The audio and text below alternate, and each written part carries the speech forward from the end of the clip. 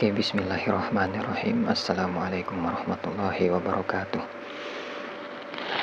Ya, langsung saja ya. Jadi ada kawan kita yang nanya ini. Kawan kita dari Buol. Nanya, Ustadz, gimana hukumnya kita menyentuh anak kecil, keponakan atau sepupu, tapi masih kecil, yang intinya tidak ada hubungan mahram dengan kita, gimana hukumnya Ustadz? Nah, apakah wudhu kita batal atau tidak? Karena dia masih kecil. Nah, pas sekali nih, karena berhubungan dengan hal-hal yang membatalkan wudhu, jadi harus kita ketahui dulu ada beberapa hal yang membatalkan wudhu. Sebelum lanjut ke pembahasan, ngopi dulu biar rileks, santai aja, jangan dibawa tegang.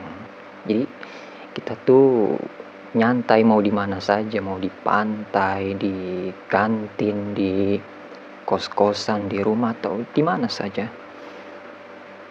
sambil nyantai, sambil minum kopi kalau dia memang pecinta kopi, sambil ngaji juga. Itu kan Masya Allah double dapat happy-nya, kesenangannya, dapat juga ilmunya, pahalanya pun dapat. Masya Allah.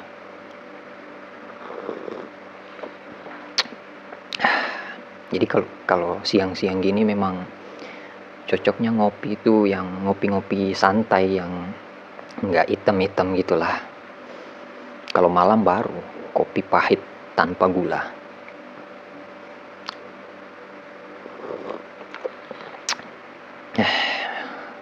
Alhamdulillah. Apa tadi ya? Iya.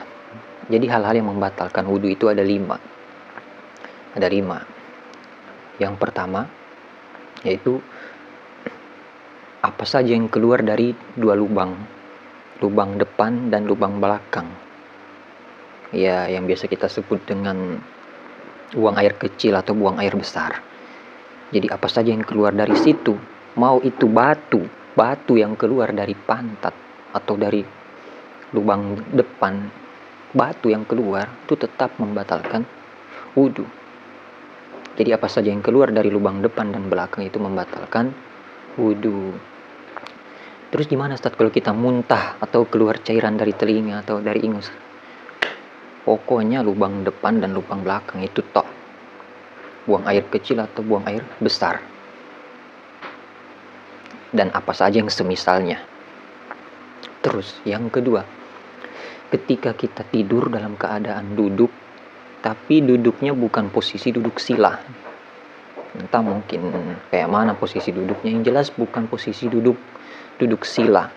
Terus duduknya seperti begini, tidurnya begini, dan tidak goyang-goyang.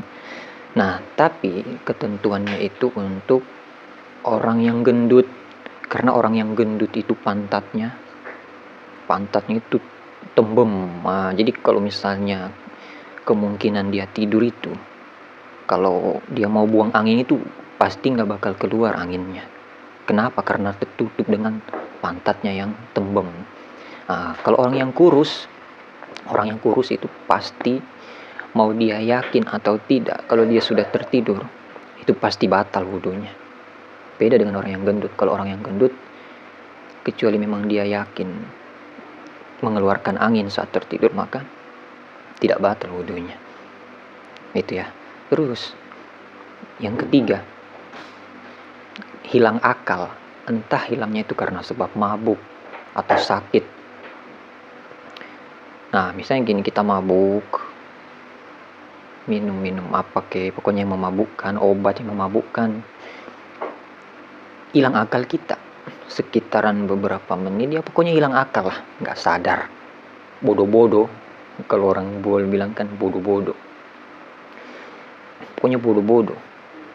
Tapi bodoh-bodohnya itu bukan bodoh-bodoh kalau misalnya kita tanya ini itu dia bisa jawab, tidak, tapi memang blank, bengong gitu. Itu kalau dia sadar nantinya setelah hilang akal itu, maka dia mengulangi wudhunya. karena batal wudunya ketika hilang akal itu, atau karena sakit. Kan biasa kan ya, ada orang yang sakitnya itu datang-datang, misalnya setahun 2 kali dia itu gila, ya datang-datang gilanya. Kalau gilanya seperti itu, datang-datang hari gilanya, maka ketika dia berwudu kemudian datang gilanya, seketika itu juga wudunya batal. Nah, kapan dia mesti wudu lagi? Itu ketika sadar. Ketika sadar dia wudu lagi. Terus yang keempat, menyentuh lawan jenis. Kalau kita menyentuh atau kulit kita bersentuhan dengan lawan jenis kita, tapi dia mahram kita itu ibu kita, mahram kita itu ibu kita, terus adik kandung kita, terus nenek kandung kita, terus saudara-saudara ibu, saudara kandung ibu. Mau itu yang dari jalur perempuan atau dari jalur laki-laki, pokoknya yang ada hubungan kandung, entah dari pihak ayah atau dari pihak ibu, itu mahramnya kita. Nah, yang gak ada hubungan kandung itu bukan mahram kita. Jadi kasusnya seperti keponakan kita masih kecil, mungkin umur 8 atau 9 tahun. Kok kita sentuh atau nggak sengaja bersentuhan kulit, itu kita tengok dulu mahram kita yang kita sentuh itu, keponakan kita itu atau sepupu kita lah, yang intinya bukan mahram kita, yang kita sentuh itu. Kalau kita tengok dia ini sudah bisa disyahwati, maksudnya kalau kita tengok kita ada gairah gitu, ada syahwat kita muncul, maka kalau seperti ini ketentuannya, maka wudhu kita batal. Tapi kalau masih meng-meng lah, istilahnya kalau orang buat masih meng-meng masih meng-meng, pokoknya masih caparuni. Kalau kita jangankan syahwat, nengok pun enggak nafsu nengok pun jangan, nah gitu maksudnya. Pokoknya kita tengok dia itu masih kayak ya belum bisa disyahwati lah. Nah, itu kalau kita sentuh atau bersentuhan kulit kita, maka tidak batal wudhu kita, nggak batal. Itu ya, nggak batal wudhu kita.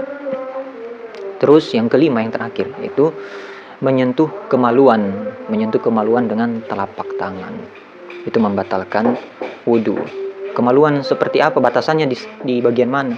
Kalau untuk laki-laki, pokoknya mulai dari ujung, dari pangkal batangnya itu sampai ujung. Itu kalau kita sentuh dengan telapak tangan batal wudhu. Tapi kalau dengan luar telapak tangan, maka tidak batal. Kalau untuk perempuan, itu pertemuan dua bibirnya itu. Jadi di sepanjang pertemuan dua bibirnya itu, maka kalau disentuh itu membatalkan wudhu. Oke. Itu dulu mungkin yang bisa Ana sampaikan. Jadi silahkan bertanya, insya Allah kita coba untuk menjawab, kita bantu untuk menjawab, karena ilmu itu mengikuti perkembangan zaman. Jadi kita sesuaikan hukumnya. Kalau nggak ada hukumnya dari Quran, hadis, kemudian ijma, kesepakatan para ulama, maka kita gunakan jalur terakhir, yaitu kias, memakai hukum kias. Nah, insya Allah mungkin itu dulu yang bisa saya sampaikan ya. Kalau ada yang salah tolong diperbaiki, dikoreksi di komentar. Kemudian yang benar yaitu memang mutlak dari Allah ya. Kita tidak ada pengetahuan sama sekali, yang punya pengetahuan semuanya itu hanyalah Allah Subhanahu wa taala. Untuk itu sekian dari saya. Allahu a'lamu bishawab. Assalamualaikum warahmatullahi wabarakatuh.